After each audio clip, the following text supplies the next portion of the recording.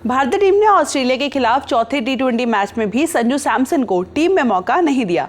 एक बार फिर जितेश शर्मा को तरजीह दी गई। कमेंटेटर आकाश चोपड़ा इस फैसले से खुश नहीं है। उन्हें लगता है कि संजू सैमसन को लेकर टीम की सोच क्या है ये साफ तौर पर समझ नहीं आ रहा है। वो इस बात से भी पूरी तरह से सहमत नहीं है कि शुभमन गिल के कारण सैमसन को डिमोट किया गया। आकाश चोपड़ा ने अपने यूट्यूब चैनल पर सैमसन के सिलेक्शन को लेकर के सवाल किया। उन्होंने कहा, सबसे बड़ा सवाल जो सामने आ रहा है वो ये है कि हमने संजू सैमसन के बारे में क्या फैसला किया है। संजू का ना खिलना एक बहुत बड़ा सवाल है कि हम ऐसा क्यों कर रहे हैं। हमने संजू को खिलाया और उन्होंने भी अच्छा प्रदर्शन किया। मैं ये नहीं कहूँगा कि उन्होंने असाधारण प्रदर्शन किया, लेकिन वो ठीक ठाक थे। आपने उन्हें ओमान के खिलाफ ऊपरी क्रम में बल्लेबाजी कराई और उन्होंने वहाँ पर अर्धशतक बनाया। अपनी बात जारी रखते हुए आकाश चोपड़ा ने आगे कहा, आपने सैमसन को एशिया कप फाइनल में खिलाया और उसने कुछ रन बनाए। आपने हमें सिर्फ इतना ही बताया था कि वो निचले क्रम में बल्लेबाजी कर सकता है। हम कह रहे थे कि आप उसे सिर्फ ओपनिंग ही करवानी चाहिए और अगर आप ऐसा नहीं कर रहे हैं तो जितेश को खिलाएं।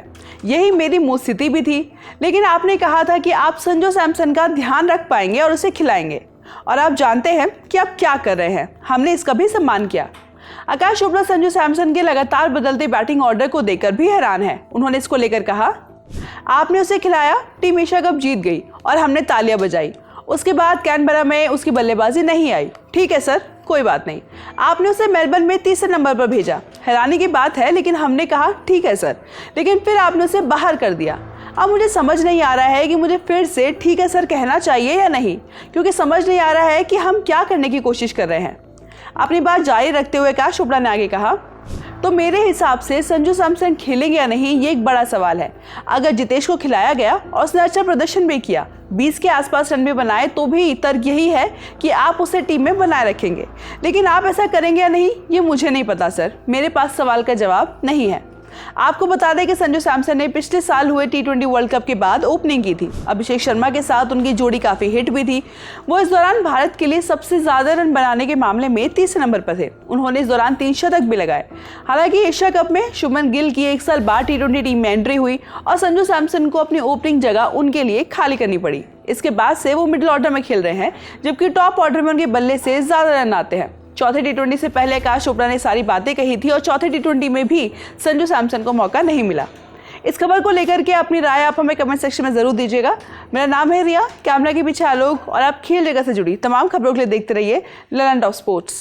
मरे जा रहे हम गर्मी में, हाय बालमा मरे जा।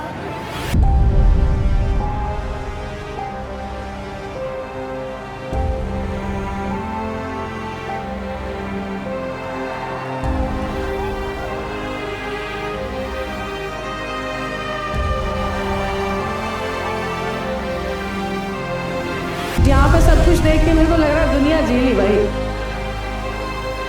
And each and every citizen of India is soldier of India.